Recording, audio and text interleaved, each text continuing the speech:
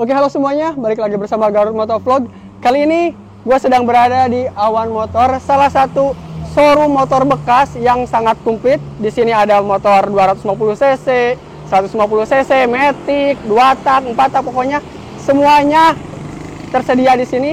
Dan ini juga merupakan salah satu showroom yang menjual motor big bike di Garut. Ingin tahu motor apa yang akan kita bahas kali ini? Simak video ini sampai selesai.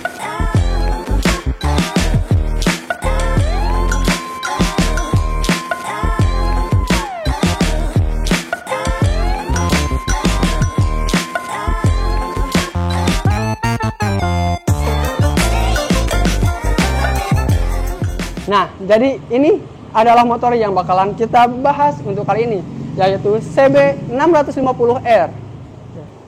Desain dari motor ini merupakan desain yang paling komplit karena mau dilihat dari depan, dari samping, dari belakang, motor ini masih terlihat gagah. Dan poin utama dari motor ini adalah ada di konsepnya, yaitu Sport Neo Cafe, yang merupakan perpaduan antara motor sport dan motor retro modern. Akan seperti apa spesifikasi dan fiturnya? Mari kita bahas mulai dari depan. Ini untuk bagian lampu utamanya, bentuknya bulat dan dia sudah menggunakan lampu full LED. Baik untuk bagian lampu utama, lampu sen, dan lampu belakangnya. Jadi semua perlampuan di motor ini sudah menggunakan lampu LED. Yang paling garang lagi, motor ini sudah menggunakan upside down berukuran 41 mm yang mengapit satu buah ban, pelek, dan remnya. Nah, di sini untuk remnya dia menggunakan double caliper, di mana setiap piston dari motor ini berjumlah 4. Jadi totalnya ada 8 piston di motor ini. Untuk bagian velgnya dia menggunakan velg model palang seperti ini dan menggunakan ban berukuran 120/70 ring 17 untuk bannya. Untuk spakbornya menggunakan spakbor yang besar, ya wajib lah karena bannya sudah besar dan ditopang dengan spakbor model seperti ini. Dan jika kalian melihat keseluruhan dari bagian depannya ini, motor ini terlihat pesek tetapi proporsional dan padat gitu, dimana bagian lampunya yang besar membulat sesuai dengan konsepnya Sport Neo Cafe. Untuk bagian sampingnya, ini adalah samping sebelah kiri. Di sini kalian bisa melihat mesinnya yang gede, bermesin inline 4 silinder dengan diameter langkah 67 x 46 mm. Dengan mesin 650 cc-nya, motor ini dapat mengeluarkan tenaga maksimum sebesar 66,5 kW pada 11.000 rpm dengan torsi maksimum 60,7 Nm di 8.000 rpm. Dan sudah menggunakan model footstep underbone, di mana untuk pengoperasian giginya seperti big bike pada umumnya, yaitu dipijit satu dan seterusnya dicongkel. Dan tenaga dari mesinnya ini disalurkan melalui transmisi konstan mesh 6 speed dengan tipe kopling multi wide coil spring dan disalurkan ke roda belakang menggunakan rantai.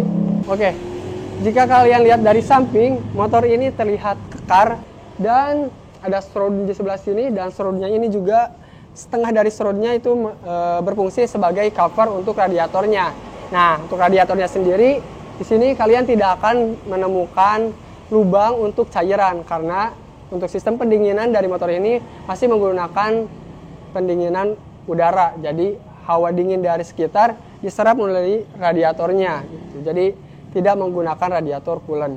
Untuk bagian tangkinya sendiri, dia tangkinya cukup besar, berkapasitas 15,4 liter kalau nggak salah.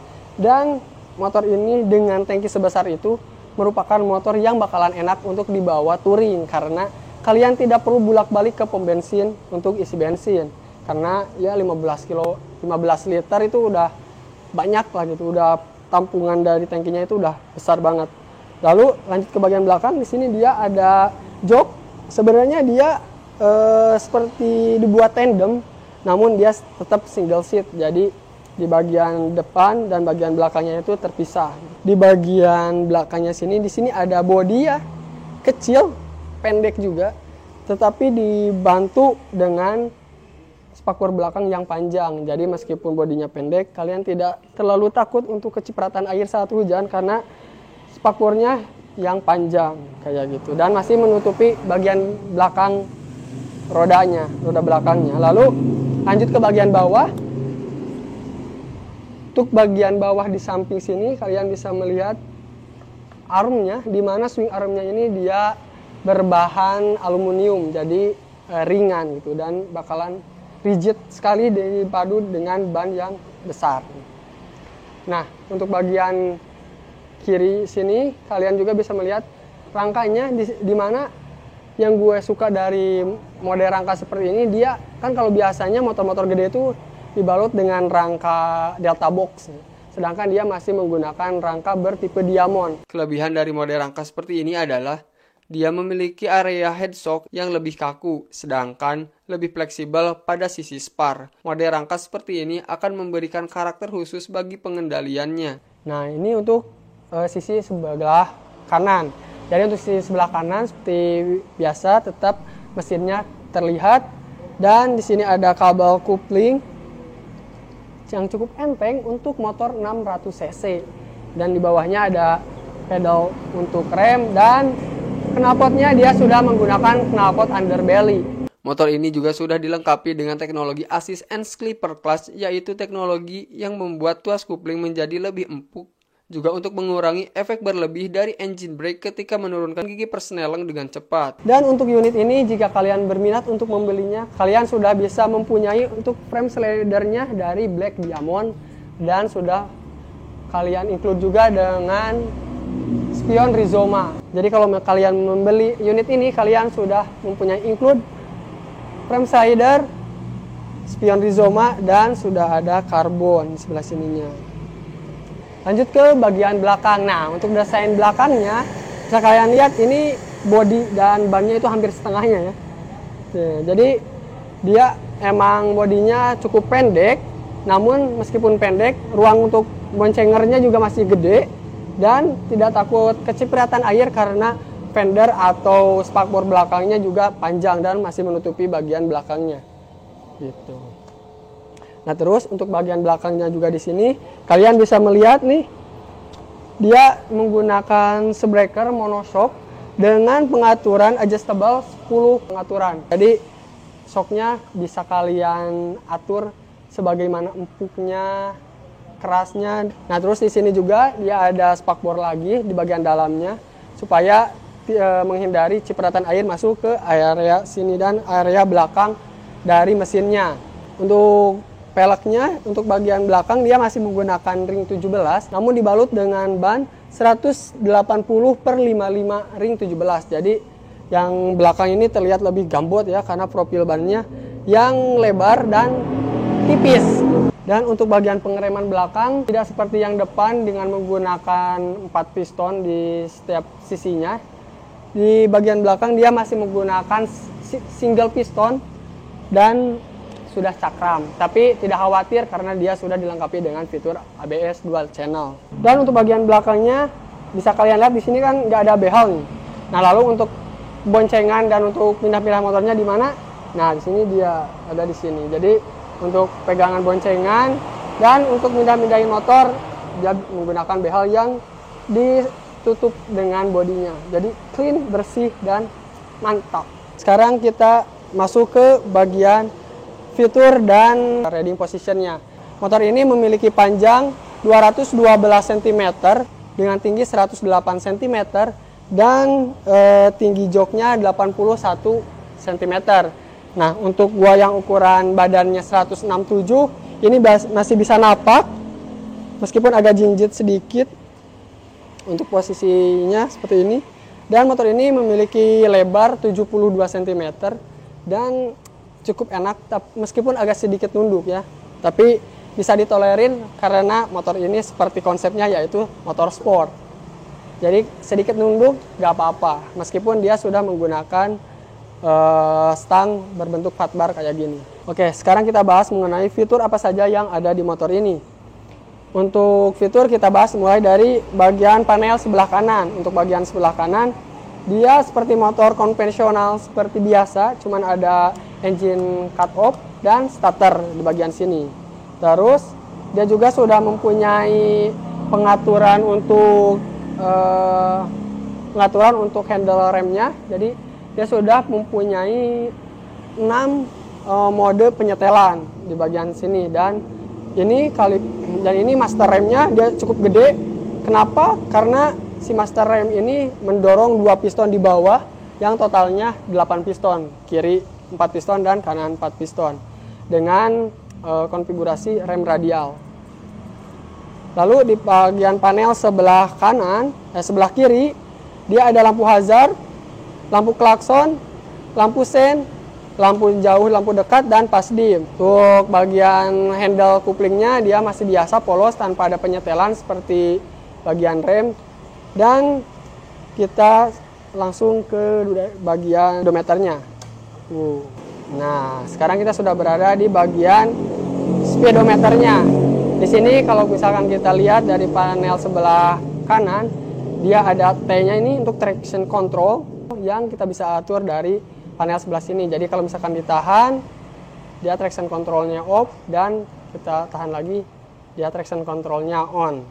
Terus di bawahnya ada gear indikator untuk netral, di bawahnya ada indikator untuk oli, dan bawahnya ada untuk ABS. Jadi motor ini sudah menggunakan ABS dual channel. Lalu di sebagian ini dia sudah ada suhu mesinnya. Terus di bagian tengahnya sini dia ada kecepatan. Di bawahnya ada total kilometer yang bisa kita select. Nah, ada trip A, trip B, dan range per menit. Di bagian sebelah kanannya dia ada liter dan ada average. Jadi motor ini berjalan 22 km terakhir dipakai dengan waktu pemakaian 3 jam 5 menit. Dan sini ada average-nya kilometer per liter, dan ini untuk average rata-ratanya di 14,8 km. Ya, untuk pemakaian motor 22 km segini sih menurut gua cukup irit untuk kapasitas mesinnya yang besar. Terus di sini juga dia ada gear indikator nih, N. Jika kamu misalkan masukkan gigi, dia masuk 1, N, dan seterusnya. Di sini ada gear indikator, di sini dia ada tachometernya untuk RPM, dan di sini ada fuel consumption-nya atau fuel meter buat bensin, dan di bagian atas ada jam digital. Cukup simple untuk motor ber-cc gede, tapi informasinya cukup lengkap juga kayak gitu. Oh ya, ada satu lagi fitur unggulan dari Honda CB650R ini, yakni Emergency Stop Signal atau ESS, yang merupakan integrasi lampu hazard dengan sistem rem. Jadi, cara kerjanya, lampu hazard ini akan secara otomatis menyala ketika ada sesuatu hal yang terjadi atau misalnya pengereman mendadak. Oke, untuk sekarang kita dengerin suaranya. Seperti apa suara mesin 4 silindernya, dan mari kita coba.